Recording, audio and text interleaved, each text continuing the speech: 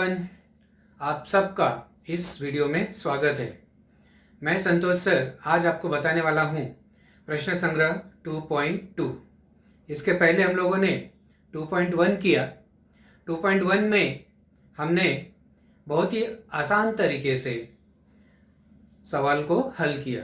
आज भी हम एकदम आसान तरीके से प्रश्न संग्रह 2.2 करने वाले हैं। जिसका मैथ्स वीक है वो भी समझ सकता है कि 2.2 को हम किस प्रकार से हल करेंगे।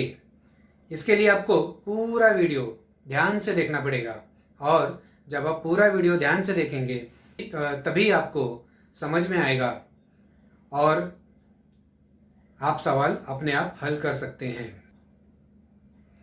तो आइए शुरू करते हैं प्रश्न संग्रह 2.2। ओके, 2.2 शुरू करने से पहले मैं आपको अपरिमेय संख्याओं के बारे में थोड़ा बता दूं। आपको परिमेय संख्याएं क्या होती हैं ये आपको पता है। ओके, परिमेय संख्याएं वे होती हैं जिन्हें हम P/Q के रूप में लिख सकते हैं। जैसे P/Q, जहाँ पे Q जो है 0 नहीं होता है और P और Q पूर्णांक संख्याएं होती हैं।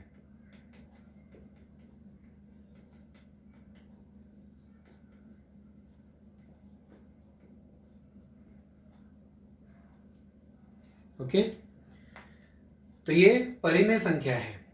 जिन संख्याओं को हम P/Q के रूप में लिख सकते हैं उन्हें हम कहते हैं परिमेय संख्याएं। यदि कोई संख्या परिमेय नहीं है तो उसे हम क्या कहेंगे? अपरिमेय संख्या।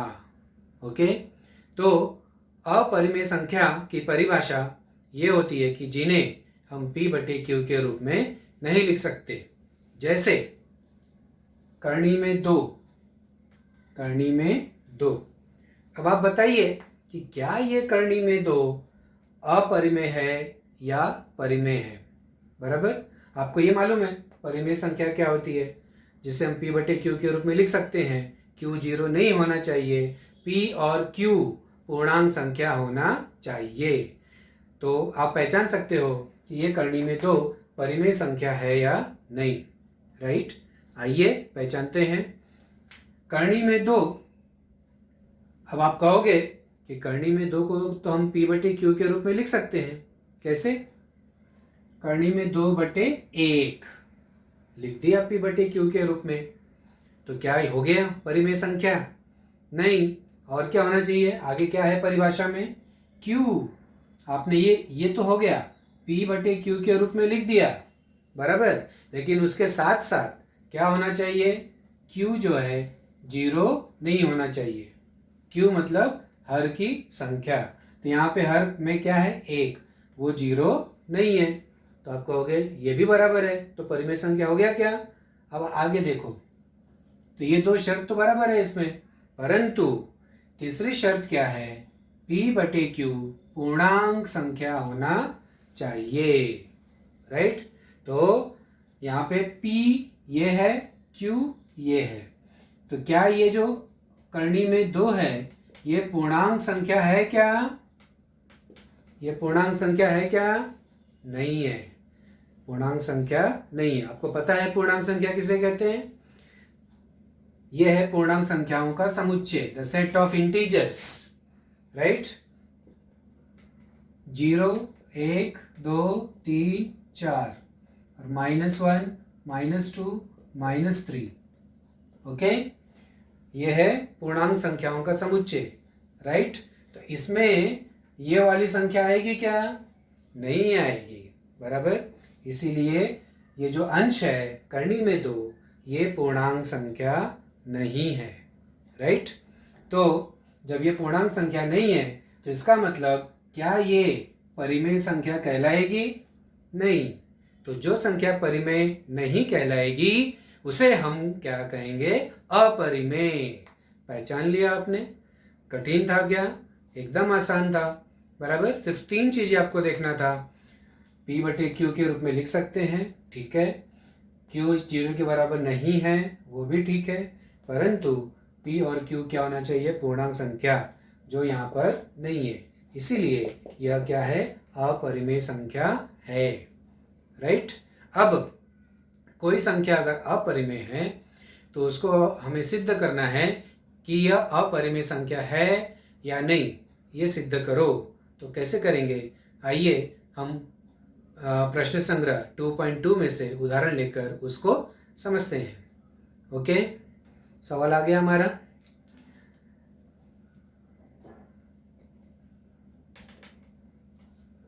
बड़े ही ध्यान से देखना कि किस प्रकार हम इसको हल करते हैं। एकदम आसान तरीका है, एकदम आसान।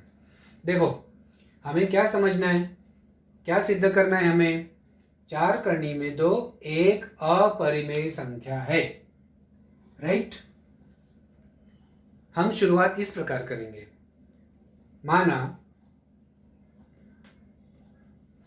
4 करनी में 2 एक परिमेय संख्या है।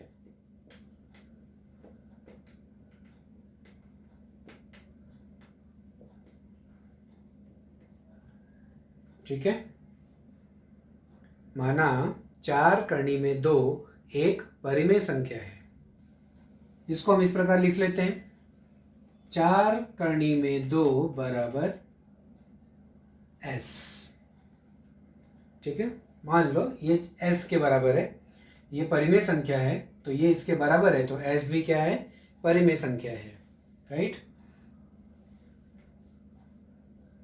यहाँ आप साइड में अपनी जानकारी के लिए लिख सकते हो, जहाँ s एक परिमेय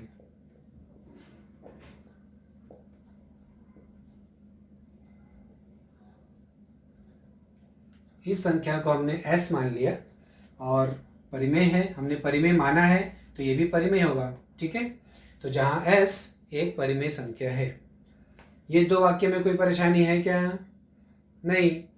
क्या कहा मैंने, ये सिद्ध करना है 4 करनी में 2 एक अपरिमेय संख्या है, तो हम उसका उल्टा मानेंगे।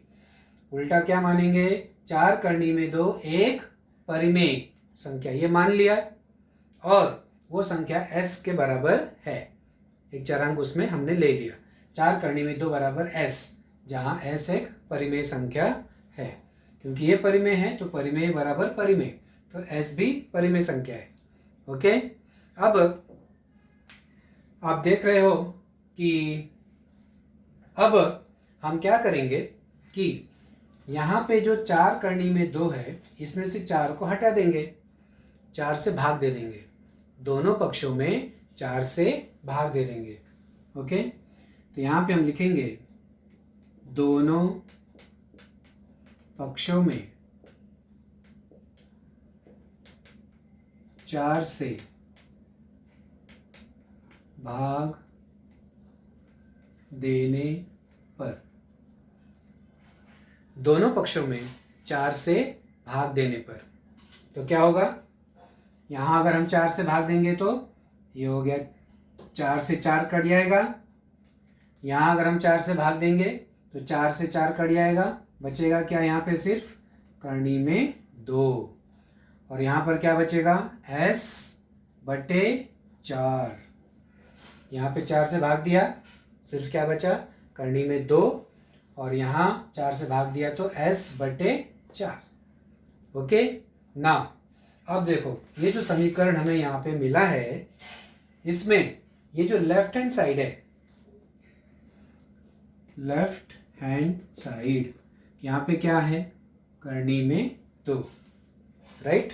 और इस संख्या से आप भली भांति परिचित हो, करनी में 2 क्या है, करनी में 2 परिमेय संख्या है या अपरिमेय संख्या है, ये है अपरिमेय संख्या, बराबर। क्योंकि अभी मैंने इसके पहले बताया कि करनी में 2 को हम p बटे q के रूप में नहीं लिख सकते। राइट, लिखेंगे तो उसमें जो करनी में 2 होगा वो पूर्णांक संख्या नहीं होगा, इसीलिए करनी में 2 अपरिमेय संख्या है। तो ये हमें मालूम है कि करनी में 2 अपरिमेय संख्या है। राइट, तो यहाँ पे हम लिखेंगे जो एक अपरिमेय संख्या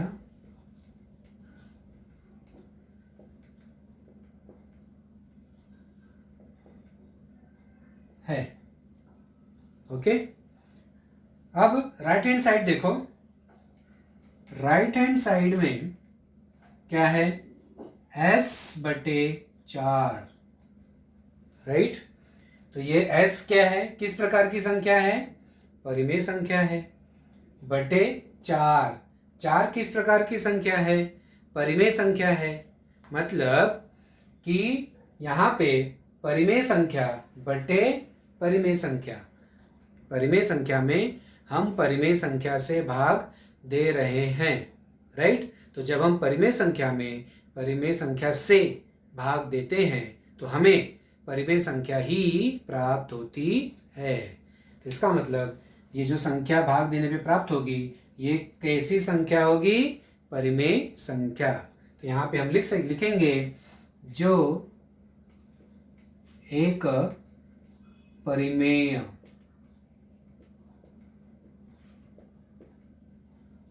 संख्या होगी। ठीक है। अब देखो कि लेफ्ट हैंड साइड में क्या है? अपरिमेय संख्या। राइट हैंड साइड में क्या है? परिमेय संख्या, राइट। तो क्या दोनों बराबर हो सकते हैं? एक तरफ है अपरिमेय संख्या, दूसरी तरफ है परिमेय संख्या, दोनों बराबर होंगे क्या? दोनों बराबर नहीं होंगे, राइट। इसलिए ये कथन जो हमें यहाँ पर प्राप्त है ये एक प्रकार का असत्य कथन है, गलत कथन है, राइट, असत्य है। तो यहाँ पर आप लिख सकते हो, इसको नंबर दे दिया मैंने, समीकरण नंबर 1। यहाँ पे लिखोगे इसलिए समीकरण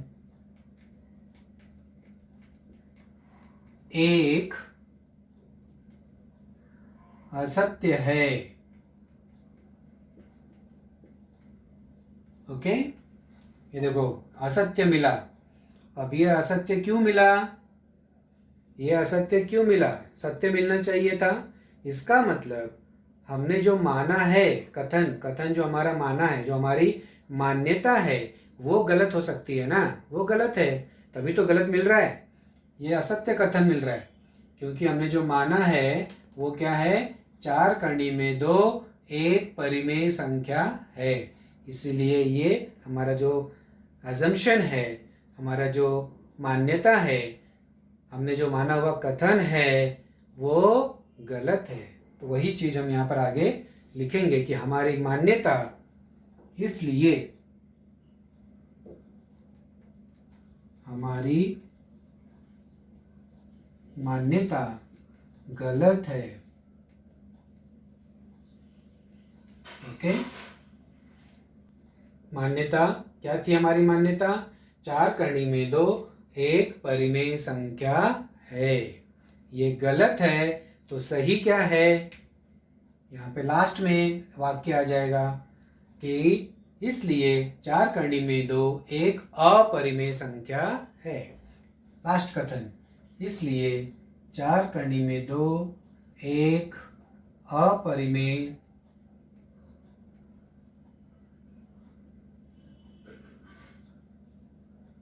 संख्या है।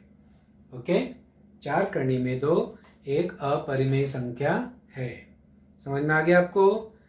ओके, कुछ डाउट है?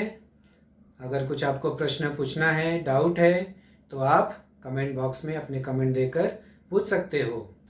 ओके, अब हम इसके बाद इसी प्रकार का एक और उदाहरण लेते हैं तो आपको और अच्छे से समझ में आ जाएगा। ये देखिए, ये है दूसरा सवाल, उसी प्रकार का दूसरा सवाल। इसको जब हम हल करेंगे तब आपको और अच्छे से समझ में आ जाएगा कि तरीका क्या है इस प्रकार का सवाल करने का, इस प्रकार का सवाल करने का तरीका क्या है। ठीक है, उसी प्रकार से करेंगे जैसे हमने पहला सवाल किया था। यहाँ पे हमें क्या सिद्ध करना है कि 3 धन कड़ी में 5 अपरिमेय संख्या है। 3 धन कड़ी में 5। ओके, तो सबसे पहला हमारा काम क्या है कि इसका उल्टा हम मान लेंगे। माना 3 धन करनी में 5 बराबर माना 3 धन करनी में 5 एक परिमेय संख्या है। राइट? हमेशा ध्यान में रखो कि जब भी आपको कोई संख्या अपरिमेय सिद्ध करना है तो इस प्रकार कॉन्ट्राडिक्शन मेथड, बराबर, यानी कि इस विधि से आपको हल करना है। राइट? इसका उल्टा मानना है। अपरिमेय सिद्ध करना है तो हम उसका उल्टा मानेंगे कि यह जो है एक परिमेय संख्या है। ओके, ये पहला स्टेप समझ में आया। ये आपको एक काम करना है शुरुआत में ही। फिर दूसरा स्टेप ये है कि जो संख्या आपने माना है उसको किसी चरांक के बराबर लिख लो। जैसे मैंने यहाँ पे लिखा 3 धन करनी में 5 बराबर टी मान लो। पहले हमने s माना था, इसमें t मान लो। ओके, जो भी अक्षर आपको मानना है आप मान सकते हो। तो 3 धन करनी में 5 बराबर t।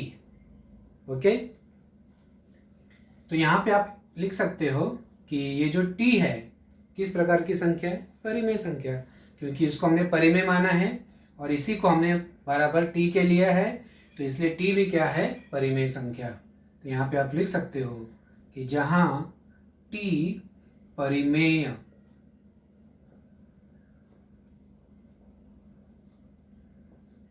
संख्या है। ओके, अब ये देखो फर्स्ट स्टेप ये हो गया, सेकंड स्टेप ये हो गया।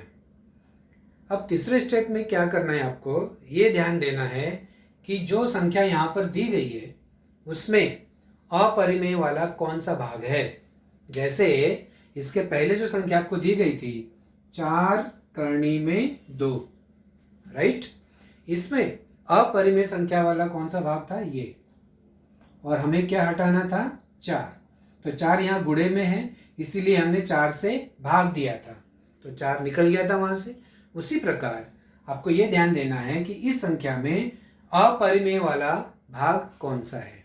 तो अपरिमेय वाला भाग कौन सा है? ये वाला, करनी में 5, और उसके साथ में दूसरी जो संख्या है वो है 3, और बीच में चिन्ह कौन सा है? धन। इसका मतलब आपको यहाँ से 3 हटाना है तो आपको माइनस करना पड़ेगा।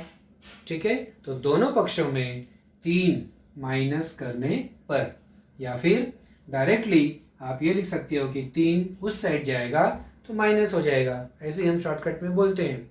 राइट? तो तीसरा स्टेप आपको ध्यान में आया, क्या करना है कि अपरिमेय वाला जो भाग है उसको इसी साइड रखो और परिमेय वाला जो भाग है उसको राइट हैंड साइड में ले जाओ। गुणा, अगर यहाँ गुणे में है तो भाग करके, यहाँ भाग में है तो गुणा करके, प्लस में है तो माइनस करके, और यहाँ माइनस है तो वहाँ प्लस। राइट?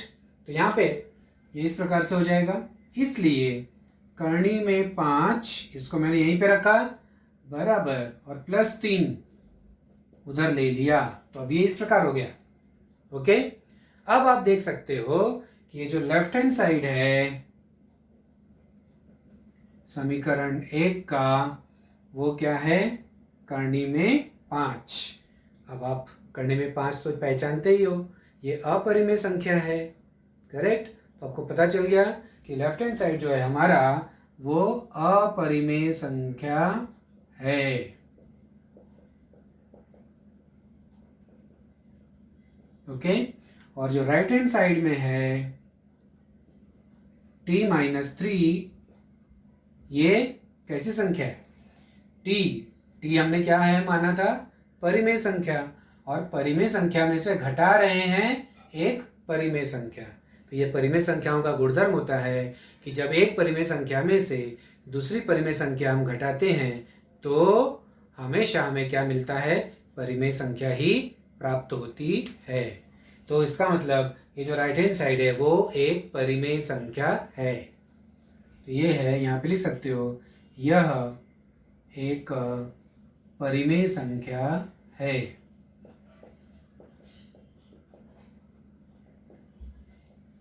करेक्ट? समझ में आ गया आपको ये भी? अब इसके बाद आप दोनों की तुलना करो, ये अपरिमेय है और ये परिमेय है, दोनों बराबर नहीं हो सकते। इसलिए ये जो कथन है यहाँ वाला, जो जिसमें दोनों बराबर दिख रहा है, वो गलत कथन है। इसलिए यहाँ पर हम लिखेंगे समीकरण एक असत्य है। ठीक है? इसे हम असंगत भी बोलते हैं। ठीक है? असत्य की जगह पर आप असंगत शब्द भी लिख सकते हो। तो यहाँ पे समीकरण एक असत्य है। अब यहाँ पे ये जो कथन असत्य हो गया, क्यों हो गया? क्योंकि हमने जो माना था वो असत्य है। राइट? क्या माना था हमने? 3 धन करनी में 5। तो यहाँ पे लिख सकते हो आप, इसलिए 3 धन करनी में 5 एक, या इसके पहले, हाँ इसके पहले आपको कौन सा कथन लिखना है? इसके पहले आपको लिखना है कि हमारी मान्यता गलत है। राइट? अब मान्यता वो संजय दत्त वाली मान्यता मत समझ लेना। ठीक है? वो संजय दत्त की मान्यता है, वो हमारी मान्यता नहीं है। समझे? हमारी मान्यता ये है, 3 धन करनी में 5 एक परिमेय संख्या है। तो यहाँ पे हम ये लिखेंगे कि इसलिए हमारी मान्यता असत्य है। ठीक है? इसलिए जब ये मान्यता असत्य हो गई, माना, ये जो हमने माना हुआ कथन है, 3 धन करनी में 5 एक परिमेय संख्या है, राइट? ये असत्य है। तो सत्य क्या है? कि 3 धन करनी में 5 एक अपरिमेय संख्या है। यहाँ पे आप लिखोगे, इसलिए 3 धन करनी में 5 एक अपरिमेय संख्या है। ओके? समझ में आ गए आपको? सभी स्टेप वाइज जाना है। पहले आपको मानना क्या है? उल्टा मानना है, अपरिमेय के बजाय परिमेय मानना है। उसके बाद उसको एक चरांक के बराबर दिखाना है और ये चरांक भी एक परिमेय होगा। ओके? फिर उसके बाद यहाँ पे जो अपरिमेय वाला भाग है उसको यहीं पे रख के परिमेय वाले भाग को उधर ले जाना है। फिर दोनों की तुलना करना है, ये अपरिमेय है, ये परिमेय है, बराबर नहीं है, असत्य मिल रहा है, क्योंकि हमने जो माना है वो असत्य है। इसीलिए हमें सत्य करना पड़ेगा उसको। सत्य क्या है? 3 धन करनी में 5 एक परिमेय संख्या है। ओके? तो इस प्रकार का सवाल अब आसानी से कर सकते हो। ओके? धन्यवाद।